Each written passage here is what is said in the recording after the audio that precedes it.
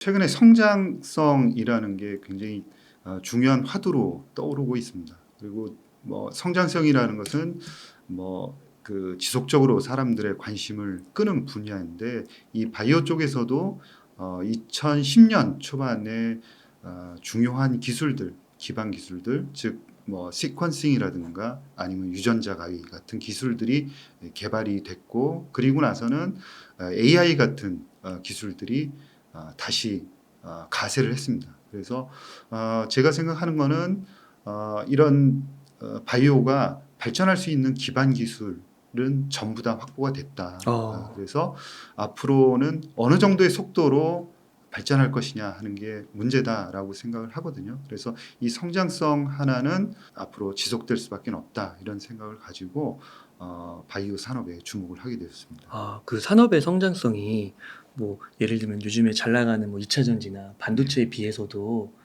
굉장히 필적할 만한 건가요? 지금 이 바이오 산업은 이제 여러분들이 생각하시는 것보다 훨씬 더 이제 크다, 이렇게 이제 어. 보시면 될 것 같고요. 광범위하게 영향을 미치고, 특히나 이제 서두에 말씀드린 이 유전자 가위, 시퀀싱, 이런 기반 기술들이 폭넓게 영향을 줍니다. 그래서 성장성 자체가 타 산업에 비해서 굉장히 높고요. 그리고 다른 산업에도 미치는 영향이 상당히 앞으로 클 수밖에 없다, 이렇게 보고 있습니다. 네. 그 미국과 한국의 요즘 상황은 좀 어떠한가요? 이제 그런 기반 기술들이 생겨나서 성장을 이제 하고 있는 상황이고, 지금도 성장을 하고 있는데, 사실 그 안에는 이제 금리가 상당히 중요한 변수로 자리를 잡고 있습니다. 그래서 아까 말씀드린 그런 핵심 기반 기술들은 아주 큰 빅파마에서 만든 게 아닙니다. 작은 연구소라든가 아니면은 기업, 대학에서 이제 만들었다고 봐야 되거든요. 그리고 그런 기술들의 혁신은 그런 작은 바이오텍에서 현재 많이 일어나고 있는데, 이런 작은 바이오텍들은 금리에 굉장히 취약한 음. 그런 약점을 가지고 있습니다. 그런데 금리가 상승해서 지금 거의 1년 반 이상 이렇게 끌어오고 있기 때문에 사실 분위기는 그렇게 좋지는 않은 상황이죠. 그래 어느 어. 정도는 짓눌려 있다, 이렇게 봐야 되고요. 빅파마하고 바이오텍하고는 상황이 조금 다릅니다. 어떻게 다르냐면, 빅파마 같은 경우에는 작년에 그 어려운 시장에서도 아웃퍼폼하는, 그러니까 시장이 어. 오히려 약간 상승하는 그런 굉장히 대단히 큰 강한 모습을 보여줬었는데, 올해 들어서는 상대적으로 약간 주춤한 모습을 보였습니다. 그러다가 최근에 다시 주가가 올라오면서 연초 수준을 다시 회복하는 그런 모습을 보이고 있고요. 바이오텍 같은 경우에는 작년도에 굉장히 많이 빠졌죠. 그러다가 올해 연초에 한 20-30% 정도 상승을 음. 했습니다. 그리고는 더 이상은 오르지 못하고 거기서 계속 작은 박스권에서 어. 횡보를 하고 있는 상황이에요. 이게 우리나라에도 마찬가지입니다. 쭉 많이 빠진 상황에서 어느 정도의 그런 작은 박스권 위에서 계속 움직이다가 우리나라 이제 코스닥, 주로 코스닥 업체들 중심으로 보면은 최근에 거래량이 늘면서 약간 그 박스를 위로 뚫으려고 그러는 모습들이 어. 최근에 많이 보이고 있어요. 특히 거래량이 늘어난다는 점이 좋다, 이렇게 이제 보이고 있고요. 특히 AI 관련한 주식이라든가 아니면 비만 관련 치료제들, 그런 이슈들, 테마들이 묶이면서 분위기는 상당히 올라와 있고, 음. 그리고 최근에 8월 달 들어서면서 그 바이오를 액티브하게 운용하는 그런 ETF가 음. 새롭게 이제 그 상장이 되었습니다. 어. 그런데 반응이 굉장히 괜찮아요. 어. 그래서 이러한 점도 바이오 산업의 훈풍으로 작용을 하고 있다, 이렇게. 그 ETF가 뭔지 혹시 설명해 주실 수 있나요? ETF는 어떻게 보면 네. 사모펀드하고 마찬가지라 이렇게 보시면 될 것 같은데요. 그 주제에 맞는 테마와 관련된 주식들을 쭉 집어넣는 거죠. 대신 이제 비용적으로는 굉장히 저렴하게 운용이 되는 겁니다. 그래서 어떤 테마를 가지고 관련된 주식들을 모아놓은 풀이다, 이렇게 생각하시면 되고요. 물론 이제 미국에는 그 ETF 중에서도 상당히 그 비용이 비싼 ETF들도 있습니다. 그런데 우리나라 같은 경우는 대부분 보편적으로는 상당히 비용이 낮아서 음. 장기적으로 투자하길 원하는 그런 투자자들한테는 조금 더 변동성도 작고 그렇기 때문에 유용한 투자 수단이다, 이렇게 볼 수 있고요. 이번에 특징적인 거는 이 바이오 관련한 ETF들이 액티브 ETF입니다. 그러니까 액티브 ETF라는 거는 그런 관련 지수와 관련된 그런 종목들을 그런 수동적으로 쭉 깔아가지고 넣는 게 아니라 펀드 매니저가 좋다라고 생각하는 그런 종목들을 비중 있게 사는 네. 그런 약간 사모펀드 성격이 굉장히 강한 특성을 가지고 있는 ETF다 이렇게 보시면 되겠습니다. 코악트라는 삼성에서 코악트. 나온 우리나라. 예 그렇습니다. 어, 8월에 상장이 된 그렇군요. 코악트요. 네. 네. 그러면요, 대표님. 지금 좀 이렇게 많은 분들이 바이오주에 주목하고 좋은 기업들을 적극 매수해도 좋은 시기라고 보시나요? 지금 이제 바이오가 본격적으로 올라오기 위해서는 금리가 어느 시점 정도에는 이제부터는 떨어질 것이다라는 컨센서스가 형성되는 게 대단히 중요하다고 생각합니다. 그런데 아직까지는 그런 컨센서스가 형성이 되었다라고 볼 수는 없습니다. 솔직히 말씀드려서요.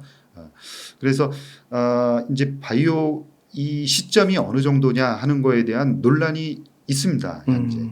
그렇지만 대부분의 그런 투자자들은 그 시점이 언제인지는 모르겠지만 지금 정도가 고점 부근이다라는 거에서는 공감대를 같이 하지 않나 이렇게 생각을 하고 있고요. 그래서 이런 공감대가 점차 이제 형성이 될 가능성이 높다라고 생각을 합니다. 그리고 최근에 주가 모습을 보면은 사실 일률적으로 말씀드릴 수 없을 정도로 편차가 심합니다. 그러니까 AI 관련주라든가 몇몇 테마 주식들은 바이오 주식 중에 굉장히 상승률이 높아요. 그리고 전혀 오르지 않은 주식들이 많아서 일률적으로 바이오 주식이 어떻다 이렇게 얘기하기 좀 어려울 정도로 편차가 심한 상황입니다. 그러나 전체적으로 놓고 볼 때는 주가 자체가 낮은 상황이기 때문에 지금 정도는 이런 높은 금리 수준을 감안한다 그러면은 충분히 투자하고 진입할 수 있는 상황이다 이렇게 생각합니다. 그러니까 바이오주는 금리의 영향을 많이 받는 것이고, 그러면 금리가 인하된다라는 신호가 나오면 네. 확정적으로 나오면 주가는 그때부터 오를 수가 있다고 보는 거예요. 예, 그게 예를 들어서 제가 보고 있는 거는 예. 내년 초부터는 하향될 수 있다 이렇게 보는 거죠. 어. 그래서 지금 당장 금리가 떨어지냐 그거는 아닙니다. 그래서 뭐 다음 9월달에 0.25를 더 올리냐, 0.5를 올리겠다 이런 이제 논란이 아직도 이제 벌어지고 있는 거죠. 그렇지만 금리를 계속적으로 올릴 수는 없습니다. 왜 그러냐면 아무리 경제가 탄탄하다 하더라도 지금 이 5%대에서 더 올라가는 건 굉장히 큰 부담이고 부동산이나 아니면 은행 쪽에 큰 타격을 줄 가능성이 있습니다.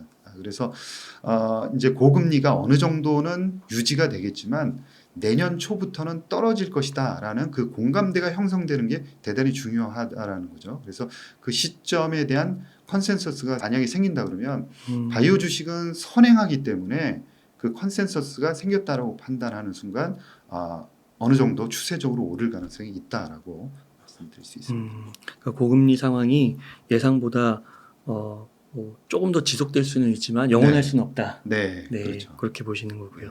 그러면은 만약에 그 금리 인하 그런 방향성이 확고하게 컨센서스가 성립되었다고 하면 막 주가는 막 2배, 3배 막 이렇게 갈 수도 있는 거예요. 폭발적으로. 지금 경쟁력을 가지고 있는 회사들 중에 상당히 많이 빠진 회사들이 있습니다. 그리고 이 주가가 미국도 마찬가지지만 빠질 때는 거의 고점 대비해서 80%까지 빠졌고요. 대부분의 주식이 한 70% 이상 빠졌습니다. 이거는 뭐를 의미하냐면 위로 갈 때도 그런 조건들이 형성이 된다 그러면 충분히 2~3배는 갈 수 있는 여력은 있다 이렇게 이제 보고 있는 거죠. 네. 그러면요, 대표님, 이 바이오 섹터 가운데 좀 주목할 만한 기업이 무엇인지 궁금합니다.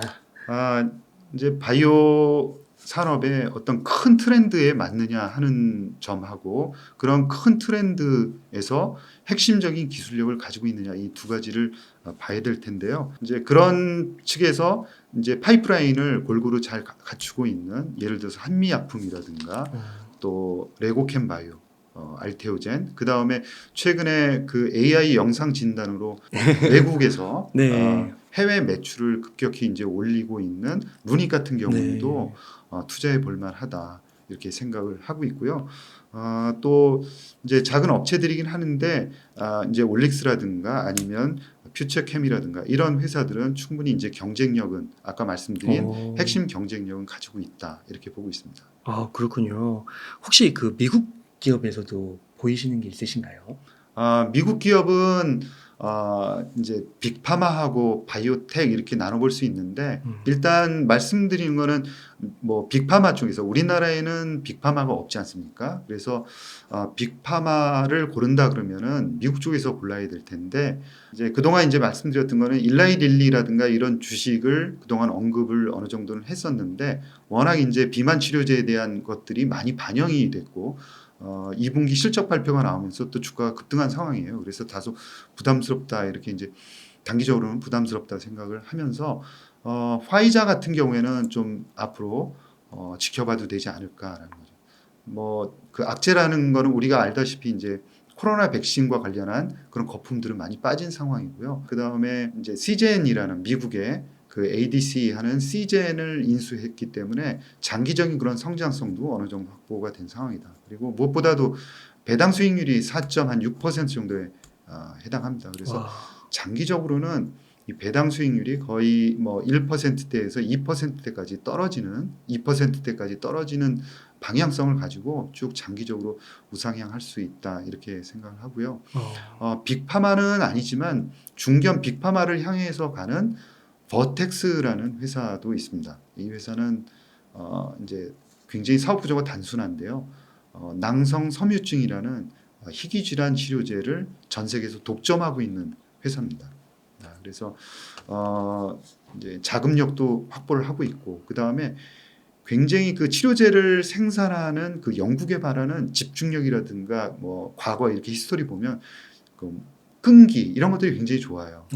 그래서 우리가 장기적으로 한번 믿고 투자할 수 있는 그런 경영 풍토를 가지고 있는 회사다라는 점이 중요하고요. 그다음에 유전자 편집 치료제를 크리스퍼라는 회사하고 같이 협업을 해서 이제 내년에 상업화할 가능성이 굉장히 높습니다. 그래서 장기적으로 지켜볼 만한 회사다 이렇게 생각을 합니다. 네.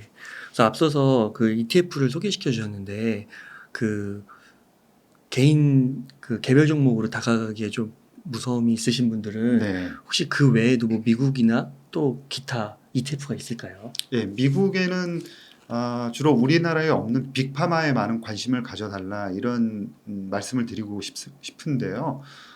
이제 장기적으로 볼 때는 바이오텍의 성장하고 빅파마의 성장이 따로 갈 수는 없습니다. 그래서 큰 흐름으로 본다 그러면 같이 이렇게 우상향해서 올라갑니다. 그 어떻게 보면 우상향하는 큰 직선을 바이오텍이 위아래로 크게 스윙하면서 가는 그런 모양이 될 것 같아요. 그래서 장기적으로 보면은 쭉 우상향할 수 있다, 같이 올라갈 수 있다 이렇게 보고 있고요. 미국의 엑셀V라는 이제 ETF가 대표적으로 빅파마들을 많이 모아놓은 그런 ETF입니다. 또 우리나라의 그 좀 유명하신 그 캐시우드 네, 아크쥐 같은 경우는 어때요? 예, 아크지 같은 경우에도 주가가 굉장히 많이 빠졌는데요. 캐시우드가 좋아할 만한 종목들이 굉장히 엣지 있게 많이 들어가 있습니다. 그래서 종목에 약간 편차 이런 것들이 많아요. 그래서 수익이 굉장히 클 수는 있는데 작년에 굉장히 고생을 했기 때문에 올해는 좋을 수밖에 없다 이렇게 저도 이제 연초부터 말씀을 드리는데 올해 한 20% 남짓 지금 오른 상태에서 약간 조정을 받고 있습니다. 그래서 장기적으로는 아크지 같은 경우에 변동폭, 즉 위로의 변동폭은 오히려 더 클 수는 있겠다라는 생각이 듭니다. 아크쥐에 들어있는 거는 약간 그 바이오텍 위주인가요? 바이오텍 위주입니다. 바이오텍 위주로. 예. 되게 성장주를 좋아하시는군요, 그분은. 그렇죠. 그래서 유전자 편집 치료제라든가 유전자 진단 치료제 그런 주식들이 좀 많이 들어가 있는 편입니다. 앞서서 우리나라 바이오 기업들 중에서는 빅파마 반열에 오른 기업이 없다고 하셨잖아요. 예. 향후에는 가능성이 좀 있는 건가요? 일단 그러면 빅파마에 대한 정의를 내려보면은 네. 빅파마의 정의는 200조 원 이상의 시가총액을 이제 갖추고 있어야 되고요. 네. 이제 매출액이라 그러면은 한 2, 30조 원. 그 다음에 치료제는 뭐 15개 이상 이 정도를 가지고 있어야 빅파마 반열에 오른다 이렇게 볼 수 있거든요. 현금도 수십조 원 가지고 있고 현금 동원력도 몇십조 원 정도 되는 상당히 이제 거대한 공룡 같은 회사들이죠. 그래서 네. 우리나라 이제 회사들의 매출액을 보면은 한 1조 원까지 이제 치고 올라가는 회사들이 있고, 물론 CMO 하는 회사들은 네. 이제 2조 원을 넘고 3조 원대로 간다 이렇게 보지만 약간 성격은 다른 것 같아요. 그래서 그 뭐 아직 1조 원에서 2조 원 이 정도의 이제 매출을 지금 보고 있기 때문에, 그 얘기는 신약을 한 10개에서 15개 정도 만들어낼 수 있는 여력이 있는 회사는 어떤 회사냐라고 물으시는 거거든요. 네. 보면은 그래도 해본 회사가 해볼 가능성이 있다라고 생각을 하고요. SK 바이오팜 같은 경우에는 치료제를 만들었고 지금 현재 이제 잘 팔고 있거든요. 그래서 약을 어떻게 만드는지 충분히 알고 있는 그런 회사입니다. 노하우도 갖추고 있고, 그래서 그런 점에서 굉장히 높이 사고 싶고요. 그 다음에는 이제 뭐 한미약품이라든가 유한양행 같은 경우가 그래도 어느 정도 체력을 가지고 있으면서 약을 생산해낼 그런 가능성이 굉장히 높은 거죠. 그래서 한두 개의 약을 성공을 시킨 다음에는 그 여력 자금으로 좀 공격적으로 추가적인 약이 될 만한 업체들, 당장 팔 수 있는 약들을 또 인수를 하고, 그럼으로 인해서 몸집을 빠른 속도로 좀 불려가는 그런 전략이 우리나라에서도 필요하다. 그러나 아직까지는 가야 할 단계들이 워낙 이제 많기 때문에 아직은 이 바이오 그 빅파마를 논하기에는 조금 이른 상황이다, 이렇게 볼 수 있습니다. 그러니까 치료제 하나 나오는데도 엄청난 돈과 시간이 드는데 네. 15개를 만들어야 되는군요. 예, 그렇기 때문에 네. 아직까지는 빅파마보다는 이제 그들을 쫓아가기 위한 준비 단계, 이런 단계다라고 보시면 될 것 같습니다. 그러면은 빅파마의 지위는 유럽과 미국이라고만 보면 되는 건가요? 그렇죠. 대부분의 회사가 유럽과 미국이 있고요. 그다음에 일본의 한두 개 회사가 끼어 있는 그런 상황입니다. 막 혹시 그러면 그들이 막 갑질한다거나 막 그러진 않아요? 워낙 이제 그들의 덩치가 큽니다. 연구원도 몇만 명 정도 되고요. 그다음에 가지고 있는 현금 동원력이라든가, 그다음에 노하우, 그다음에 특히나 이 신약의 포트폴리오가 아까 말씀드린 대로 10개에서 15개 정도 중요한 약들. 이 네. 약들을 보면은 거의 독점력인 약들을 거의 몇 개씩은 들고 있어요. 그러다 보니까 이 약을 판매하고 싶으면은 다른, 예를 들어서 다른 약들도 조금씩은 사가야 되는, 그러니까 어떻게 보면 바기닝 파워가 대단히 클 수밖에 없다는 거고요. 그다음에 많은 그 임상 경험이 있을 거 아닙니까? 네. 그래서 임상에 대한 노하우도 굉장히 크고 많고, 그다음에 임상 3상을 하기 위해서는 뭐 몇천억 원 단위의 돈이 소요가 되는 거죠. 그렇기 때문에 우리나라 업체들도 감히 임상 3상을 자체적으로 하기는 상당히 부담스러워하는 거고요. 또 판매할 때는 빅파마가 가지고 있는 판매망으로 미국에서 팔 수밖에는 없습니다. 그러니까 결국은 어차피 임상 3상하고 상업화 단계에서는 그들과 협업할 수밖에 없는 게 현실이라고 봐야 되는 거죠. 그래서 지금은 우리나라에 있는 업체들이, 기업들이 아까 말씀드린 그런 여러 가지 불리한 점들을 부지런히 이제 쫓아가면서 체력을 키우는 단계다, 이렇게 봐야 될 것 같습니다. 네. 그래서 완전 그 초 빅파마 기업들 가운데서 나는 네. 좀 안전하게 투자하겠다 하면 네. 앞서서 좀 얘기해 주신 뭐 일라일리나 화이자 네. 요런 정도. 예, 화이자, 그다음에 버텍스라는 버텍스. 예, 그런 회사들이고요. 그다음에 그 이제 머크 같은 경우에도 키트루다에 대한 우려감, 이제 특허 절벽에 대한 우려감이 있지만 시간이 가면서 점차 희석될 것으로 이렇게 보고 있습니다. 그래서 머크 같은 경우에도 조금씩 떨어질 때마다 이제 관심을 갖는 것도 굉장히 중요할 것 같고요. 머크 같은 경우에도 배당 수익률이 한 2.7% 정도 나오고 있거든요. 그래서 머크도 좀 관심을 가질 필요도 있겠다 생각을 합니다. 네. 그 2025년 빅파마의 처방의약품 매출 1위가 종양 분야일 거라는 그런 예측이 있더라고요. 그래서 이 종양 분야 좀 어떻게 보시고 있는지, 그리고 이 분야에서 좀 뭐 탁월한 기업들이 있을까요? 대부분의 회사들이 지금 종양에 집중하고 있습니다. 그러니까 특히 암이죠. 그래서 대부분의 치료제를 개발한다 그러면 거의 반 정도가 암 치료제로 개발을 하고 있고요. 모든 회사들이 암 관련한 그런 파이프라인, 포트폴리오를 가지고 있습니다. 그래서 그런 프로그램들은 모든 회사들이 가지고 있을 정도로 암에 대한 그런 연구는 집중적으로 이루어지고 있다라는 점을 먼저 말씀드리고 싶고요. 그 다음에는 최근에 대사질환, 즉 뭐 비만 치료제라든가 아니면 뭐 당뇨, 그 다음에 간과 관련한 내시 치료제, 그 다음에 이제 자가 면역 같은 이 자가 면역 시장도 대단히 이제 큰데요. 이 자가 면역 같은 그런 대사성 질환 관련한 그런 연구들도 암 못지않게 이제 활발하게 진행이 되고 있고요. 그 다음에는 중추신경계, 특히 이제 퇴행성 뇌질환 같은 경우, 알츠하이머라든가 네. 파킨슨병 이런 치료제를 개발하는 연구들도 활발하게 진행되고 있습니다. 그리고 특히나 관심들이 점점 올라오고 있는 게 희귀 질환에 대해서도 관심이 커지고 있는 그런 상황입니다. 희귀 질환이라고 하면 대표적으로 뭐가 있는 건가요? 희귀 질환이라 그러면은 네. 전 세계적으로 한 8,000개 정도의 질환이 있다라고 얘기를 하고 있어요. 그리고 네.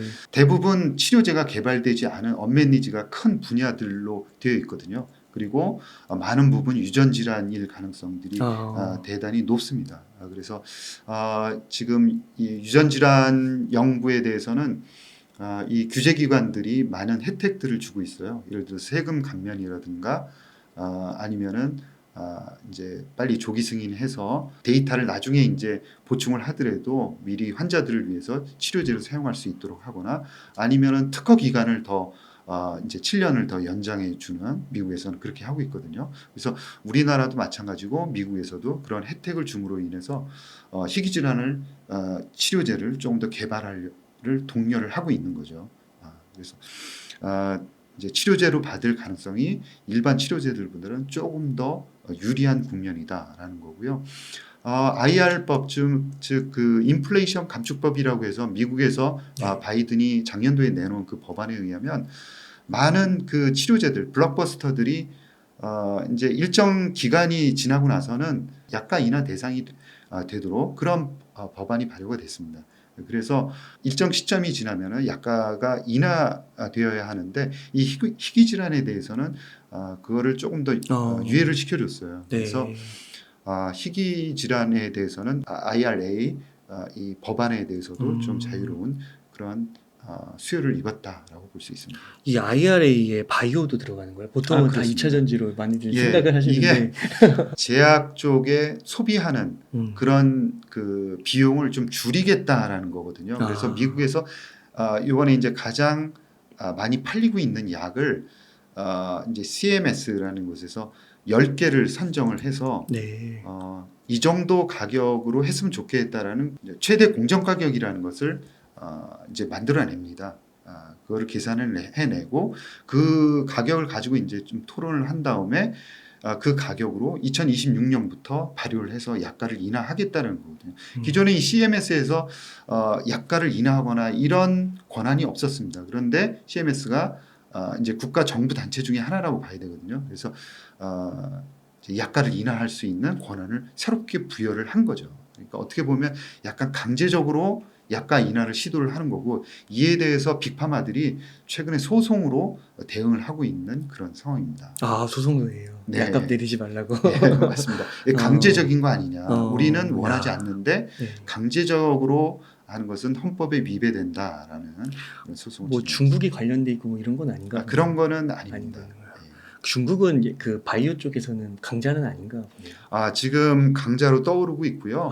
미국, 그 다음에 기존에는 유럽이었었는데, 그리고 이제 일본 이런 순서였었는데, 중국이 굉장히 빠른 속도로 치고 올라오고 있습니다. 그리고 임상을 하는 그런 속도들이라든가 연구개발 그 양으로 수량으로 본다 그러면 굉장히 이제 양으로는 미국도 쫓아가지 못할 정도로 그 빠른 속도로 쫓아오고 있어요. 네. 네, 그래서 뭐 지금은 미국에 눌려서 이슈화가 많이 안 되고 있지만 중국이 쫓아오는 속도는 대단히 빠르고 그 차지하는 비중도 크게 늘고 있다. 그 부분만큼 유럽과 일본이 빠지고 있고요. 중국이 차지하고 있고 한국이 올라오는 속도는 빠르긴 하지만 비중이 워낙 작았어가지고요. 조금 속도를 내서 올라오고 있는 그런 상황입니다. 네, 그래서 이 암, 대사질환 그리고 희귀 질환 자가면역 뭐 이런 부분들에 있어서 뉴스가 나오면 그런 부분에서 이게 진전이 있을 때마다 네. 이런 주가의 기업들 빅파마든지 바이오텍이든지 주가의 그 탄력성이 좀 더 생길 수도 있겠네요. 네, 맞습니다. 아, 네. 그 비만 치료제도 좀 한번 여쭤보고 싶은데 그 비만 치료제가 그 바이오 분야에서 굉장히 주목받고 있는 네. 분야로 나오던데요. 비만 치료제 시장은 좀 어떻게 보세요? 네. 이 비만 치료제는 그야말로 불이 붙었습니다. 아, 네. 그래요. 그 처음에는 이제 노보노디스크가 지금 비만 치료제 시장은 뭐 거의 90% 이상 잡고 있는 거죠. 다른 치료제가 없는 상황인데 아, 여기도 미국 회사인가요? 유럽에 있는 회사입니다. 아, 유럽 소속입니다. 이름이 약간 러시아 같아요. 네. 네. 이 노보노디스크에 이제 처음에는 공장에 문제가 있어서 생산에 차질이 있었는데 그 생산 차질이 해결되고 나서도 여전히 수요와 공급이 맞지 않는 겁니다. 이 보니까 이제 수요가 워낙 크게 늘어나서 양측이 이제 맞지 않았던 거거든요. 그런데 이것뿐만이 아니라 아직 치료제로 승인받지 않은 일라이 릴리의 마운자로라는 이제 아직까지는 비만 치료제로 승인받지 않은 상황입니다. 네. 그런데 현재는 이 마운자로가 당뇨병 치료제, 즉 제2 당뇨병 치료제로 승인이 돼 있는 상황이거든요. 근데 의사의 재량권으로 이 당뇨병 치료제를 비만 치료제로 처방을 내리고 있습니다. 그래서 네. 현재 이 마운자로도 쇼티지가 나고 있는 상황이에요. 이럴 정도로 지금 뭐 돌풍이 일어나고 있다 이렇게 봐야 될 것 같습니다. 그러면 여기에 막 앞서서 얘기해 주셨던 막 화이자나 버텍스나 이런 데는 안 들어오나요?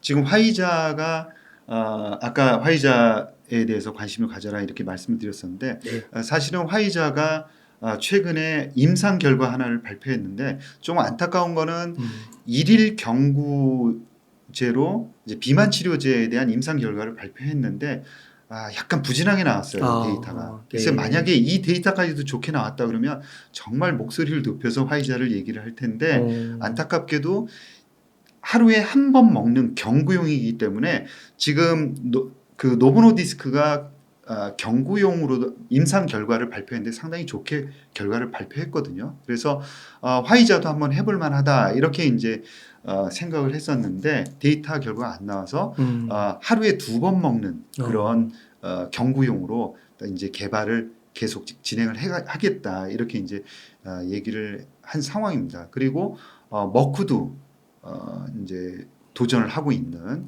그런 상황인 거거든요. 그래서 이 비만 치료제 시장은 좀 대형 회사들이 중점적으로 이제 장악해 나가는 시장이고요. 네. 노보노디스크하고 일라이 릴리가 주로 향후에 대부분 이 시장을 많이 장악해 나갈 것이다. 지금 이렇게 시장에서는 보고 있어요. 그 가장 중요한 이유가 이제 부작용 때문에 그렇습니다. 최근에 비만 치료 효과는 거의 마운자로급, 즉 마운자로급이라 그러는 거는 노보노디스크가 비만 치료를 한 이 약을 1년 반 정도 먹었을 때 한 17% 이제 체중을 감소시키는 효과가 있거든요. 네. 그런데 마운자로가 20%가 넘어가요. 네. 예.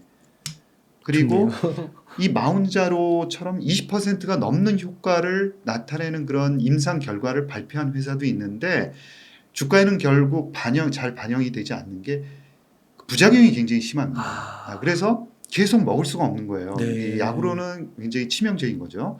근데 그 노보노디스크의 위고비와 마운자로 같은 경우에는 부작용이 어느 정도 참을 수 있을 정도의 그런 범위 내에 있다라는 점이죠. 그래서 앞으로도 좀 관심을 가질 필요는 있겠다. 그러니까 아까 화이자에 좀 보실 필요가 있다, 주목해 볼 필요가 있다가 말씀하신 게 배당이 4.6인데 네. 이게 한 1%에서 2%될 때까지 성장할 수 있다. 네. 근데 거기에 하나가 이제 이런 비만 치료제에서 화이자가 성공하게 되면 네. 또 영향을 미칠 수가 있는 거겠네요. 그거는 좀 장기적으로 봐야 되고 한 일일 1회 경구용 치료제는 데이터가 잘 안 나왔어요. 안타깝게도요. 그래서 좀 향후에 어떤 전략을 사용할지는 좀 지켜봐야 될 것 같고요. 화이자가 아무튼 이 경구용 비만 치료제에 대해서는 관심을 상당히 가지고 있는 회사다라는 음. 점이고요. 워낙 마케팅 능력이 있기 때문에 한번 좋은 약을 개발한다 그러면 충분히 어느 정도 시장은 점유할 수 있는 그런 잠재력을 가지고 있다라고 보고 있습니다. 그럼 이게 쇼티지가 있다는 거는 공급 부족이 있다는 거는 더 주가 상승 여력도 있는 거예요. 근데 그런 부분들을 음. 뭐 일라이 릴리라든가 위고비가 많이 반영을 했어요. 그래서 아. 작년 같은 경우에 주가 스윙을 보고 엄청나게 많이 올라왔거든요. 어. 그래서 아까 말씀드린 대로 단기적으로는 상당히 좀 부담스럽다. 네. 그래서 어느 정도 이제 주가 조정이 나타나게 된다 그러면 이제 어떤 악재로 어, 이제 주가가 조정받을지는 우리가 알 수 없지만은 대부분 주식들은 그렇게 출렁거리면서 음. 우상향할 수밖에 없다라고 생각을 하거든요. 그래서 그런 기회들을 잘 노려서 이제 투자를 하시면 좋겠다라는 말씀. 그러니까 이렇게 막 비만 치료제에 불이 붙었다라는 거는 뭐 아무래도 이렇게 미용이나 이런 쪽에 아무래도 관심이 많은 그런 트렌드 때문에 봐야 되는 거죠. 그렇습니다. 그리고 이 비만인 환자들이 굉장히 크게 늘어나고 있는 거죠. 미국은 진짜 뭐 이렇게 영화 지나간 뉴스 보니까 네. 뚱뚱하신 분들 되게 많더라고요. 네. 거기다가 최근에 그 나온 보고서를 제가 읽어보면은 특히 흑인의 아동 비만이 심각하다. 그렇군요. 그런 보고서가 있습니다.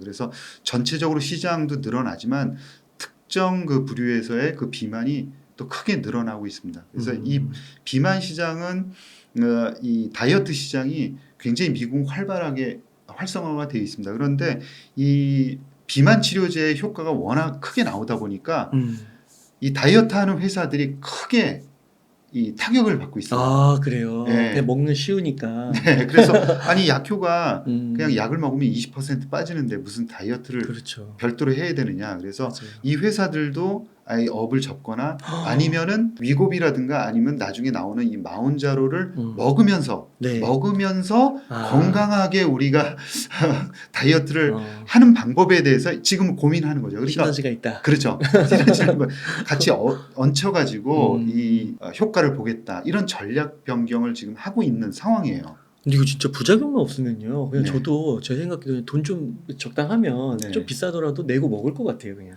근데 최근에 그 이제 유럽의 의약품청에서 자살 충동을 일으킨다라는 그런 보고서들을 굉장히 그 많이 받았다라는 네. 얘기가 나오고 있어요. 그래서 이게 이제 GLP-1이라는 곳을 자극하는 거거든요. 이거를 자극하면 뇌에 이제 식욕 부진을 일으키는 겁니다. 밥을 이제 먹고 싶지 않다 이런 생각을 갖게끔 하는 거거든요. 그렇게 되면은 자꾸 이제 무언가를 먹지 않게끔 만드는 거거든요. 그렇군요. 네, 이런 GLP-1의 그 뇌를 자극하는 것들이 어떻게 이제 자살 충동하고 연결이 되느냐를 지금 한번 보겠다라는 거거든요. 그래서 11월 달 이후에 그 이제 분석한 결과를 발표를 하겠다라고 얘기를 하니까 그거는 또 약간 리스크 요인으로 한번 그냥 알고는 계셔야 할 그런 위험 요인이다라고 봐야 될 것 같고요. 네. 그리고 또 이 약은 먹다가 안 먹으면 요요 현상으로 그냥 다시 한번 찝니다. 왜 그러냐면 이 뇌에 배부르다라는 생각을 줬었는데 배부르다는 생각을 더 이상 안 주니까 그냥 마구 먹겠죠. 그러면서 다시 체증을 찐다. 그리고 최근에는 이제 우리나라의 예를 들어서 한미약품 같은 경우에 먹지 않는다가 아니라 먹으면서도 대사의 활성을 높이는 쪽으로 비만 치료제를 개발하고 있습니다. 네. 그래서 이제 약간 같은 비만 치료제지만 뇌를 어떤 식으로 이제 자극하느냐에 따라서 약간 분류는 달라진다. 그리고 11월 달에 그 발표를 어떻게 할지 모르겠습니다. 그래서 그 결과에 따라서도 약간 이제 그 GLP-1 아니면은 GLP-1과 다시 이제 대사를 활발하게 하는 그런 약들의 희비가 엇갈릴 수도 있다라는 그런 말씀을 드리고 싶습니다. 그래서 지금은 이런 비만 치료제 관련 기업들의 주가가 상당히 반영이 되어 있기 때문에 혹시 뭐 눌리는 그런 기회가 생기면 노보노디스크나 일라이릴리, 뭐 화이자까지 뭐 이런 식으로 봐도 좋겠다. 네, 그렇습니다. 네. 대표님 그 루닛 얘기를 안 할 수가 없을 것 같아요. 그 루닛이 진짜 엄청나게 오르고 그 대표님께서도 되게 예전부터 좋게 보신다고 하셨잖아요. 정말로 이게 성과가 너무 어마어마하게 나가지고 또 놀랍기도 한데요. 루닛의 대해서 한번 전반적으로 한번 설명 좀 해주시면 너무 좋을 네. 것 같습니다. 산업을 이렇게 보다 보면 좋은 주식이라는 것을 가끔 만날 때가 있거든요. 그러니까 그런 자격을 갖춘 주식들인데 아까 처음에 말씀드렸듯이 투자할 만한 회사에 아까 서두에 제가 말씀드린 큰 바이오의 트렌드에 맞느냐 하는 점. 두 번째는 세계적인 그런 기술 경쟁력을 가지고 있느냐. 네. 이 두 가지에 딱 맞는다라는 거고요. 우리나라 업체로서는 충분히 나올 수 있는 그런 업체가 그런 분야에서 나왔다 이렇게 생각을 하는 겁니다. 뭐냐면 AI 영상 관련한 기술력은 거의 이제 세계 최고다라고 인정을 받은 상황이죠. 그 다음에 두 번째는 사업화에 대한 전략이 굉장히 치밀했다라고 봅니다. 왜냐하면 AI로 영상을 진단한다? 그거는 누구나 AI를 잘하는 사람들이라면 한 번 정도 해볼 만하지 않겠습니까? 네. 그럼 그럴 수 있습니다. 그런데 이 루닛의 그런 경영진들이 정말 전략적으로 잘 했다라는 것은 영상 진단의 그 데이터, 우리는 엑스레이 사진이겠죠. 그 사진을 제대로 잘 볼 수 있는 사람들은 누구냐면 의사들입니다. 엑스레이 사진을 전문적으로 읽을 수 있는 전문의라고 봐야 되죠. 그 전문의가 처음부터 개입을 해서 그 데이터셋, 즉 그 AI를 교육시킬 수 있는 데이터셋을 만들었다는 거죠. 그게 대단히 중요하다. 그래서 데이터셋을 어떻게 넣어주냐에 따라서 결과치가 달라지는데 그 데이터셋을 전부 다 일일이 그 전문의들이 보고 다 걸러냈다라는 점이 다른 회사들하고는 차별화가 된다라는 거고요. 워낙 초기에 들어갔습니다.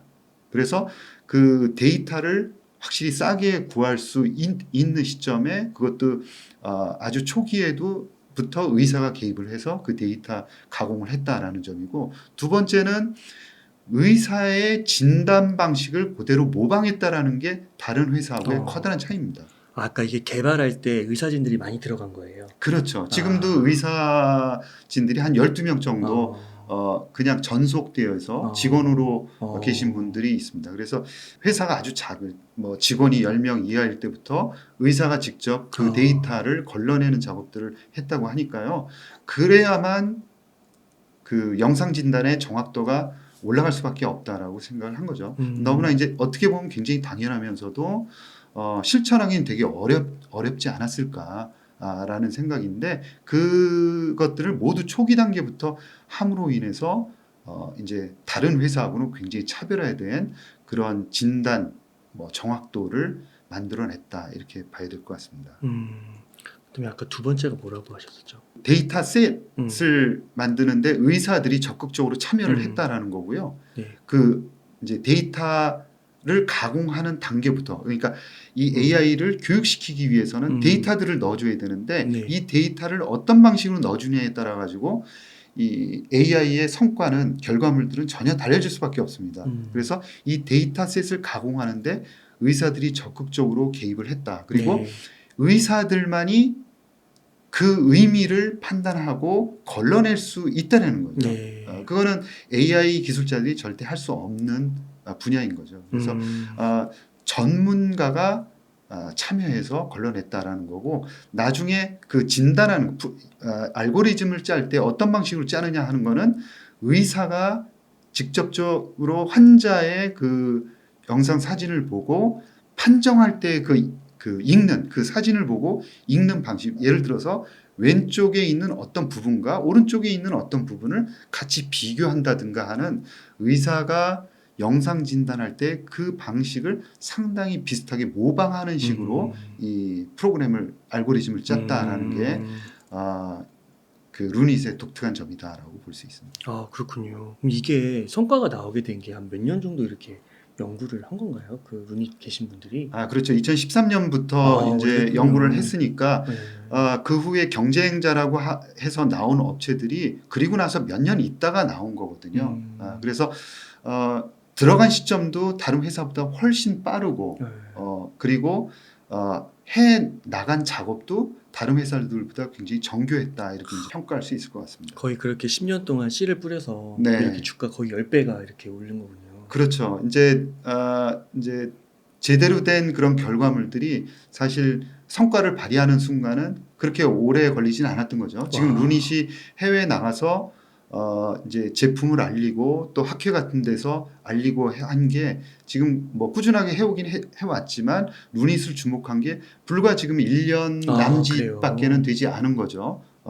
그 전부터 이름을 알려왔지만 이름을 꾸준히 알려왔고 또 상도 많이 탔지만 진짜 이 의료업계에서 쟁쟁하게 이제 이름을 드러낸 것은 불과 지금 1년 남짓이고 또 그들이 이제 가지고 있는 경쟁력을 드러내기는 충분한 시간이었다. 이렇게 이 경영진이 국내파신가요? 국내파입니다. 와, 예, 대단하시네요. 예, 예. 예. 그렇습니다. 끈기와 경영진들 대단하신 것 같고 그 재무나 현금 흐름은 괜찮나요?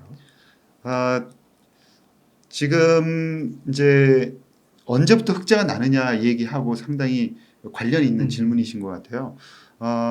지금 해외 매출액이 굉장히 빠르게 올라오고 있는 상황이고요. 제 생각에 분기별로 이익이 나는 게 내년 말 정도면은 분기 정도에는 이익이 날 수도 있지 않을까 이런 생각입니다. 그리고 생각보다 비용에 대한 그런 절감 경영 능력까지 최근에 보여주고 있어요. 그래서 비용 절감하는 능력, 이제 경영 능력도 경영 능력이지만 이 AI로 아까 말씀드린 이 데이터셋을 그 전문가가 다 정리를 해서 넣어주는 방식이 과거였고 그 비싼 의사들의 인력 비용들이 투입이 됐었거든요. 그런데 이제 지금부터는 의사들이 직접 하지 않고 그냥 그 로 데이터를 집어넣어도 똑같은 민감도, 정확도를 나타낼 수 있는 그런 기술들을 지금 연구개발에서 발표를 하고 있어요. 이것들은 뭐를 의미하냐면 향후에 데이터셋을 가공하는 그런 비용들을 줄일 수 있다는 거죠. 그래서 비용 절감 능력이라든가 그 다음에 매출 올라오는 속도 이런 속도를 볼 때 내년 한 하반기부터는 분기 실적에서 이익을 낼 수도 있다. 캐시플로우가 플러스로 갈 수도 있다라는 점이죠. 그래서 지금 뭐 이제 캐시플로우를 걱정하거나 이런 상황은 아니다. 보통 이제 투자할 때 적자 기업에 투자하지 말라고 그러잖아요. 네. 물론 현재 시점에서 네. 라는 말은 아닌 것 같지만 미래 네. 시점에서도 당연히 흑자로 돌아설 수 있으니까요. 근데 지금 주가가 어떤 분들이 볼 때는 이거 그래프 보면 도저히 들어갈 수가 없다. 네, 맞습니다. 그런데도 어떻게 괜찮다고 보세요? 지금은, 어떻게 접근하면 좋다고 보세요? 지금 시점에서는 루닛의 주가는 어떤 주가냐면 향후 몇 년 동안 성장할 수 있는 가능성에 대한 것은 전부 다 보여줬다고 봐요. 그만큼 반영이 됐다라고 생각을 합니다. 그러니까 무슨 이야기냐면은 향후 한 5년 정도는 빠른 속도로 성장할 수 있을 것이다라는 부분에 대해서는 많은 부분 반영이 됐다. 그게 한 2조 원 정도면은 그렇게 반영을 어느 정도는 했다라고 봅니다. 그리고 이제부터 반영이 되는 거는 루니스코프라는 그런 제품이 빅파마하고 협업을 하면서 어떤 식으로 이 성장하는 각도를 더 높여줄 수 있느냐 하는 거거든요. 네. 그 점이 이제 빅파마하고 계약이 이제 원활하게 진행이 된다 그러면 시가총액이 지금 2조 원 정도에 머물고 있습니다. 그래서 그게 나타난다 그러면은 훨씬 2조 원 정도를 돌파할 수 있는 충분한 잠재력을 가지고 있다 이렇게 볼 수 있는 거죠. 그래서 단기적으로는 올라올 수 있는 부분은 어느 정도 올라와서 지금 현재 이제 횡보 내지는 조정을 받고 있는 상황이다. 그리고 지금도 사실 조정이라고 보기에는 제가 보기엔 굉장히 센 그런 조정이다. 이렇게 옆으로 횡보 정도밖에는 안 하고 있거든요. 그래서 이런 과정을 거친 다음에는 큰 계약건이 발표되면서 다시 한번 주가는 우상향할 수 있는 그런 가능성을 보여준다. 그러니까 지금 조정도 진짜 조정폭도 별로 크지는 않은 것 같더라고요. 네, 그만큼 그렇습니다. 미래 성장성을 좋게 보는 사람들이 많다라고 봐야겠죠. 그렇죠. 그리고 특히나 이제 경쟁자가 없대는 게 그렇습니다. 그러니까 AI 영상 진단으로 전 세계에서 루닛과 경쟁하는 상장되어 있는 경쟁하는 회사는 없다 이렇게 보시면 좋고요. 패사이 같은 경우에도 비상장 회사고 약간 기술력의 차이는 있는 것으로 이렇게 나타나고 있습니다. 따라서 상장 업체이면서 상장 업체 이제 프리미엄도 있고요. 그래서 외국인의 그런 관심도 앞으로 지속적으로 받을 수밖에는 없다라는 것이고요. 상장한 지 얼마 안 됐기 때문에 해외 매니저들한테 또 충분히 알려지기에는 아직까지 좀 이릅니다. 그래서 시가총액이 커지고 또 회사의 본격적인 그런 그 밸류를 인정받고 이런 것들은 외국인 지분율, 그 다음에 국내 기관 투자가들이 더 집중적으로 들어오면서 시가총액은 더 커질 수 있다 이렇게 보고 있습니다. 와, 그 루니스코프의 전망도 좋게 보세요. 사실은 루니스코프가 지금 매출이 일어나고 있는 것은 루닛 인사이트입니다. 그러니까 루닛 인사이트는 아까 말씀드린 대로 흉부 X선 사진을 가지고 흉부에 있는 그 병리를 10가지 이제 흔히 있는 병리들을 판독해내는 그런 판독을 도와주는 의사가 판단할 때 도와주는 그런 AI 툴이다 이렇게 볼 수 있고요. 그리고 유방암을 진단하는 그런 AI 툴도 지금 개발이 되어 있고, 그리고 이제 루니스코프 같은 경우에는 이제 바이오마커라는 게 있습니다. 이 바이오마커라는 것은 이제 바이오마커의 변화를 보면 이 우리 몸의 변화를 예측할 수 있는 거거든요. 그래서 이 바이오마커가 어떤 상황이냐, 얼마나 발현이 되어 있느냐를 이제 계산하는 게, 측정하는 게 대단히 중요합니다. 그래서 예를 들어서 우리 암세포에 A라는 게 그냥 A라는 단백질들이 얼마나 많이 붙어 있느냐, 네. 이게 10개 붙어 있느냐, 20개 붙어 있느냐라는 걸 아는 게 중요한데 이 루니스코프라는 것은 암세포에 있는 PDL1이라는 그런 단백질을 얼마나 발현되어 있는지, 얼마나 그 표면에 있는지를 보고 계산해내는 겁니다. 예, 계속 추적하는 거군요. 그렇죠. 그래서 네. 그 이제 PDL1, 그 다음에 요번에 이제 일본에서 임상 발표한 허투라는 바이오마커, 그 다음에 이제 그 면역 세포가 암세포 조직에 얼마나 많이 투입되어 있느냐 하는 것, 그리고 활성화되어 있느냐, 아니면 못 들어가 있고 그 주변에 있느냐라는 것을 AI 영상 진단으로 조직 슬라이드로 그걸 볼 수 있는 거죠. 그래서 점차 이제 인간의 눈으로는 정확하게 보는데 한계가 있지 않습니까? 네. 우리 눈은. 그래서 AI의 도움을 받아서 점차 이제 조금 더 정밀한 진단. 이 정밀한 진단이 왜 중요하냐면 그 아까 그 머크의 키트루다 같은 경우에 키트루다를 이 환자가 주사를 받을 수 있느냐 아니냐를 과거에는 그 진단이가 진단을 해줬는데 이제는 AI 영상이 보조를 해서 네. 의사가 보다 이제 진단의 정확도를 높여서 과거에는 키트루다를 맞을 수 없다라고 판정을 했었는데 맞을 수 있는 환자를 더욱더 많이 걸러내는 거죠. 그래서 치료를 좀 더 할 수 있는 그런 영상 진단 기기다 이렇게 보시면 될 것 같고요. 이 루니스코프 i5하고 그 다음에 예를 들어서 루니스코프 PD1을 같이 이제 사용해서 특정 약을 치료를 받을 수 있는 환자와 그렇지 않은 환자를 판별해 내는 게 조금 더 정확도가 높아진다. 그런데 사용하는 진단 툴이다 이렇게 보시면 될 것 같습니다. 네, 이거는 엄청난 것 같은데요. 그렇죠. 왜 그러냐면 네. 모든 신약을 개발하는 회사들이 네. 우리 약을 임상을 할 때 효과가 있는 환자들만 골라내기를 원하는 거거든요. 그러면은 치료 효과는 좋게 나오고 약으로 승인받을 가능성은 높아지는 거죠. 그래서 이 바이오마커가 없을 때의 그런 신약을 받을 가능성하고 바이오마커가 있을 때의 그 신약을 받을 가능성이 확률이 굉장히 크게 차이가 나는 겁니다. 네. 그래서 이제 바이오마커는 해도 되고 안 해도 되고가 아니라 거의 대세로 이제 자리를 잡고 있고 루니스코프는 모든 회사들하고 같이 협업을 할 수 있는 그런 어떤 플랫폼 기술을 가지고 있다 이렇게 봐야 될 겁니다. 그럼 루니스코프 같은 게 경쟁자는 어떻게 있나요? 지금 아까 말씀드린 대로 미국의 패사이라는 회사가 있는데 아직은 비상장 회사입니다. 그 회사도 빅파마들의 관심을 받으면서 이제 투자도 받고 그렇게 하지만 루닛보다는 약간 기술력이 떨어지는 걸로 그렇게 이제 검증들이 데이터로 그렇게 나오고 있는 상황이고요. 협업하는 그런 회사들을 보면은 훨씬 더 그 루닛이 앞서 있다 이렇게 볼 수 있습니다. 앞으로 이 바이오 투자에 있어서 루닛도 한번 계속해서 지켜봐야겠네요. 네, 그렇습니다. 이게 삼성 바이오로직스인데요.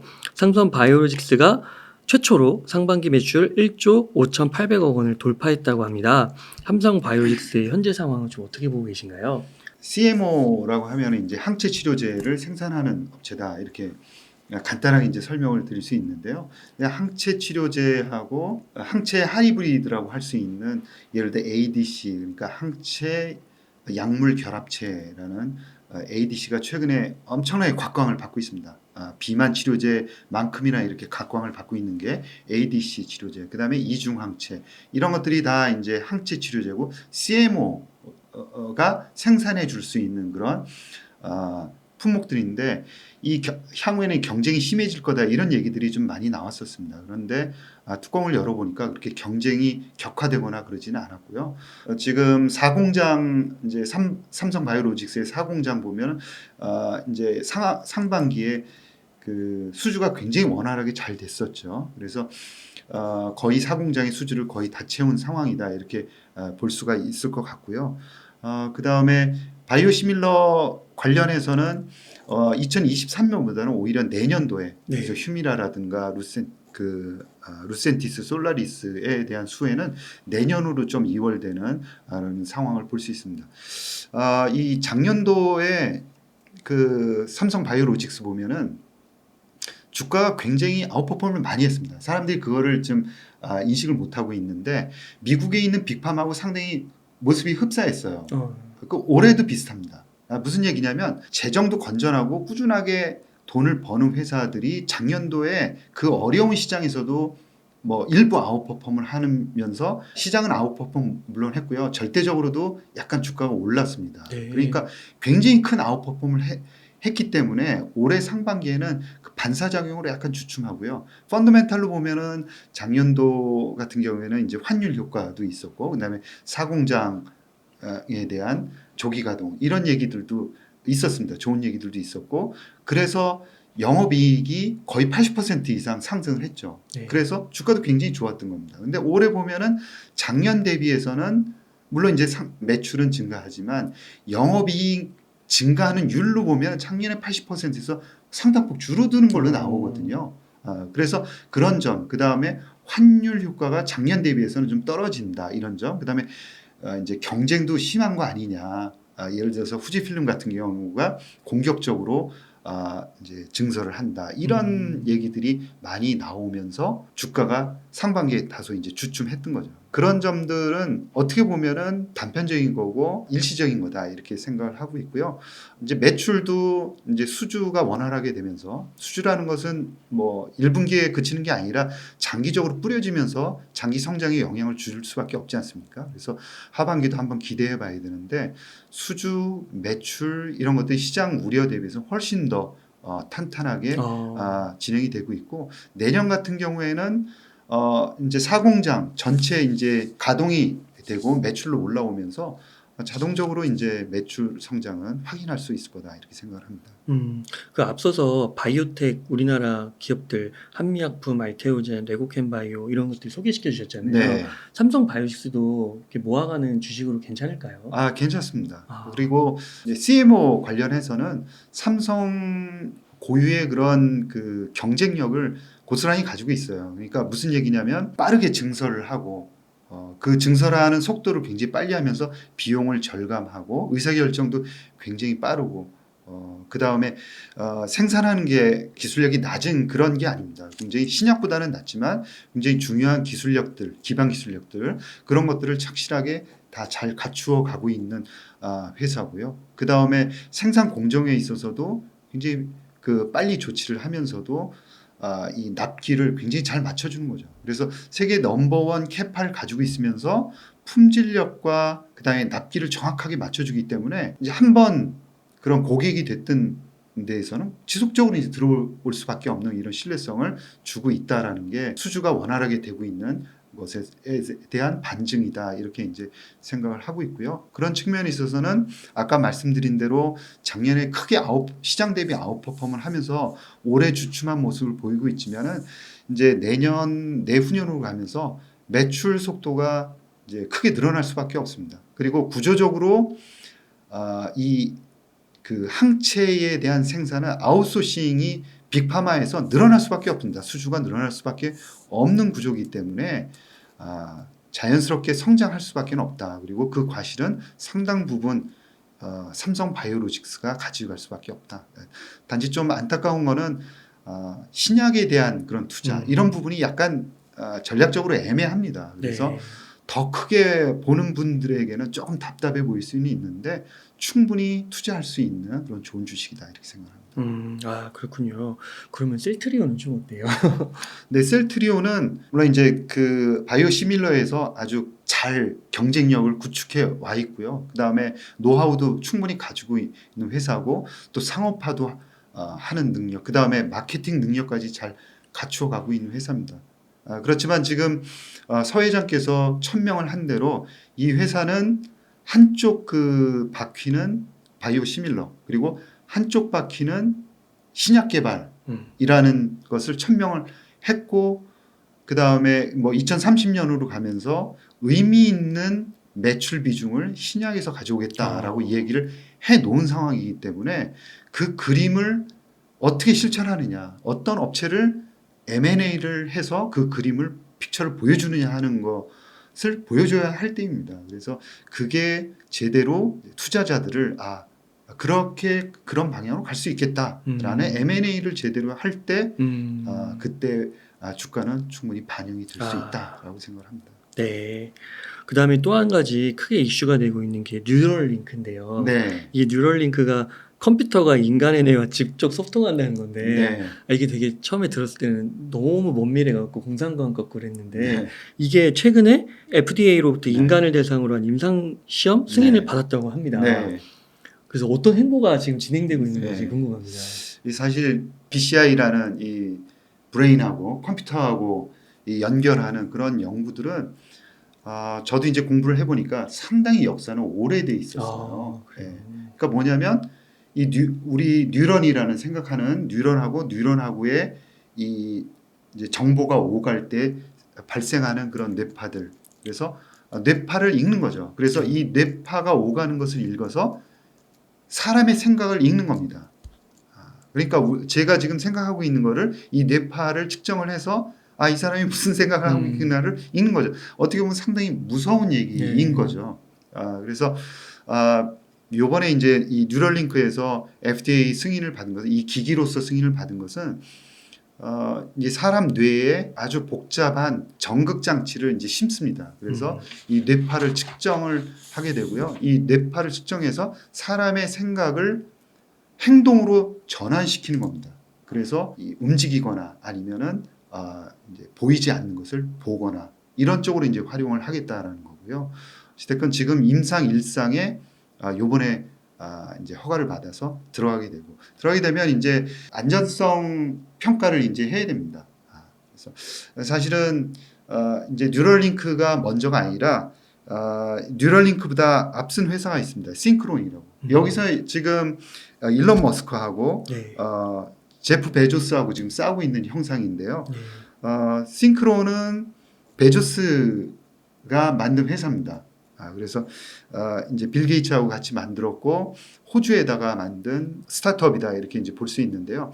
임상 1상을 이 회사는 벌써 하고 있습니다.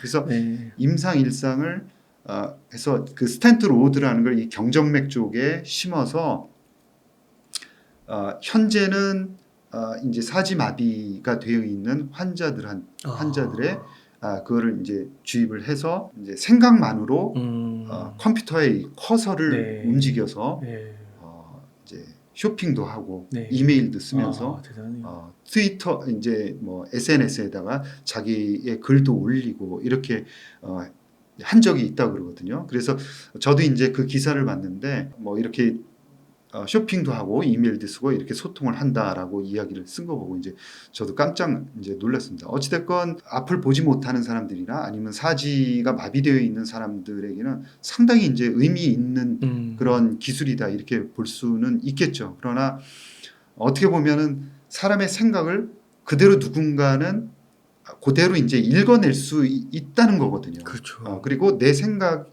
내가 무엇을 생각하는지를 그대로 도용당할 수 있다라는 점에 있어서는 상당히 뭐 우려감이나 이런 것들이 생길 수밖에 없다 생각합니다. 그러면 테슬라랑 그 싱크론 요런 데가 지금 뉴럴링크에서 각광을 받고 있는 건데 네. 빅파마는 관심을 안 갖나요? 빅파마가 관심을 갖기에는 아직까지는 굉장히 뭐라 그럴까요? 아직 준비가 많이 안 돼 있고, 그렇죠. 그래서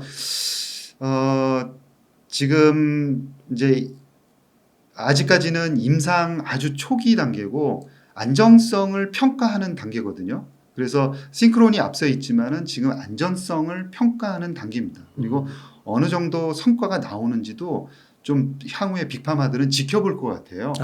그리고 지금 그 FDA에서도 가이드라인을 최근에 이제 만들었거든요. 이 가이드라인은 왜 그러냐면 치료제로서 만들 때 여러 가지 부딪히는 점들이 많습니다. 사회적인으로 아까 말씀드린 대로 뇌를 도용한다든가 이런 여러 가지 사회적인 문제점을 일으킬 수 있기 때문에 상당히 조심스러운 거고, 그 다음에 뇌를 건드리는 거기 때문에 이제 안전성 문제가 굉장히 우려되는 거죠. 그리고 향후에도 이 안전성 문제를 충분히 확인하지 않으면은 아마 빅파마에서는 뭐 그렇게 쉽게 달려들거나 그러지 않을 겁니다. 그래서 이제 싱크론 같은 경우에서는 호주에서 이 안전성 관련한 그런 임상을 했는데 크게 문제가 나타나지 않았다 이렇게 얘기는 하고 있지만, 지금 미국에서 하고 있는 임상 결과 안전성 평가를 좀 지켜볼 필요는 있겠다라는 생각입니다. 만약에 이 뉴럴링크 산업의 좀 미래를 좀 낙관적으로 본다고 하면 네. 약간 전기차의 미래 처음에 한 10년 이상 이렇게 장기간 빛을 못 보다가 나중에는 내연기관차의 시가총액을 다 합친 것보다도 커지잖아요. 테슬라가. 네. 그렇게 네. 될 수도 있을까요? 그야말로 폭발적일 수도 있다라는 건데, 성격을 보면은 유전자 가위와 상당히 닮은 점이 많습니다. 그래서 무슨 얘기를 하고 싶냐면은 유전자 가위가 왜 유용하다 그러냐면은 희귀 질환 치료제, 특히 이제 유전적인 희귀 질환은 유전자 가위가 아니면은 해결할 수 없는 그런 것들이 굉장히 많습니다. 그래서 환자를 치료하는 데는 적절히 활용이 가능한데, 유전자 가위를 보통 사람의 기능을 향상시키는 데는 절대 사용하지 못하도록 이렇게 다 되어 있거든요. 네. 그렇기 때문에 이 BCI도 어떤 식으로 어디까지 사용할 것인가에 대한 그런 맞네요. 우리가 토론을 네. 엄청나게 해야 됩니다. 그래서 상업화라 그러면은 어떻게 보면은 이제 애매한 그 담벼락을 타는 그런 기업들도 굉장히 많이 나올 수 있거든요. 그러니까 예를 들어서 아주 편리하거나 아니면 돈 되는 것들을 많이 제공을 하면서 생각을 읽을 수 있도록 허용을 좀 해달라라는 그 뇌 데이터를 달라라고 얘기를 할 수 있습니다. 그래서 그런 것들은 철저하게 일단 막으면서 치료 분야에만 제한적으로 사용을 하면서 토론을 굉장히 오랫동안 많이 진행해야 되는 그런 분야다라는 거고요. 분명히 아까 말씀드린 대로 어디로 튈지 모르는 굉장히 연구도 다양한 방법입니다. 이제 기계를 움직이고 생각으로 기계들을 움직이는 것도 지금 연구 개발이 굉장히 많이 진행이 되고 있어요. 그러니까 컴퓨터 화면을 보면서 내가 그 명령을 내려서 기계를 어느 방향으로 하게 간다든가, 요거하고는 성격이 조금 다르죠. 그래서 이거는 또 어떻게 또 생각할 수 있냐면은 밖에서 우리 뇌로다가 무언가를 영향을 줄 수 있거든요. 인터페이스이기 때문에 상호작용을 할 수 있습니다. 그래서 예를 들어서 쉽게 얘기해서 10,000단어를 그냥 학습할 수 있도록 그냥 집어넣는다거나 이런 거죠. 그래서 우리 뇌예요. 뇌에 그냥 줄 뿐만 아니라 그냥 주기도 하는 이런 쪽으로 발전시키는 거죠. 그러면은 아까 말씀드린 대로 보통 사람의 기능을 올리는 쪽으로 이런다. 그러면 뭐 선택적 혜택이라는 그런 문제점이 아주 극심하게 나타날 수밖에 부작용도 없습니다. 많을 수도 있을 것 같아요. 네, 그래서 이 문제는 생각하는 것처럼 그렇게 유전자 가위보다도 오히려 더 심각하게 좀 조심하면서 많은 토론을 거쳐야 되는 그런 분야다라는 점을 꼭 강조를 하고 싶습니다. 네, 그렇군요. 그러면서도 그게 정말 미래가 건전한 미래가 될 수 있도록 지금 이렇게 임상이 조금씩 진행은 되고 있는 거군요. 한 발 한 발. 거기다가 미국은 벌써 가이드라인을 만들었지 않습니까? 만들고. 예, 와. 그래서 그 가이드라인을 만들 때 그 안에 내용들을 보면은 명확하게 한 게 환자의 이동성과 독립성을 개선하기 위한 프레임워크를 개발하기 위해서 이 프레임워크를 개발하기 위한 기술적인 조언들을 쭉 해놨습니다. 네. 도움을 주거나 아니면은 위험을 감소시키는 방법에 대한 스스로 연구했던 것들을 다 모아서 제공을 하고 있습니다. 그러니까 방향과 그런 리스크를 회피할 수 있는 그런 방법들에 대해서 같이 주고 있는 거죠. 그래서 하지 마라 이런 얘기들만 강조하는 게 아니라 이런 방향으로 가야 하고 여기 이런 작업을 할 때는 이런 것들을 조심해야 한다라고 방향성들을 제시하고 있는 겁니다. 그래서 이런 규제기관에서 선제적으로 대응해 나가는 거는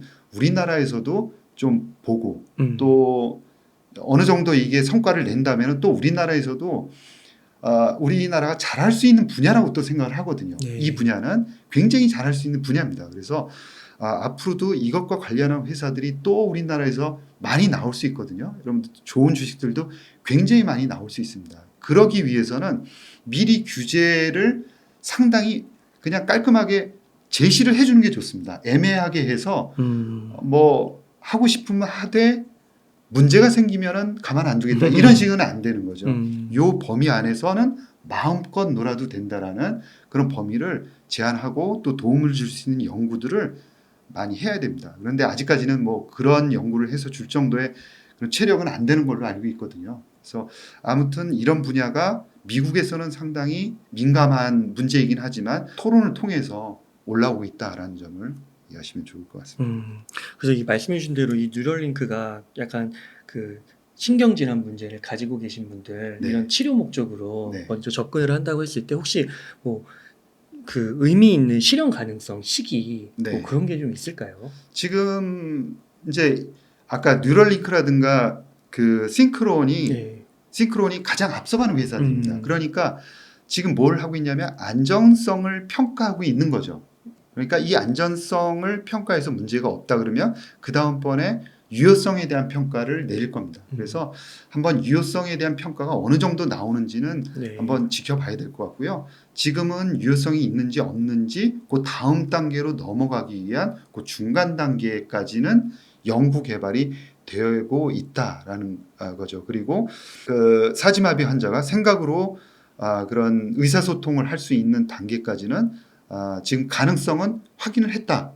거기까지는 말씀을 드릴 수 있을 것 같습니다. 네, 감사합니다. 그러면 대표님 마지막 질문입니다. 만약에 현재 한 1억 정도의 여유 자금이 있다면은 어떻게 투자 전략을 세우시겠나요? 지금 뭐 바이오를 열심히 말씀드렸는데 네.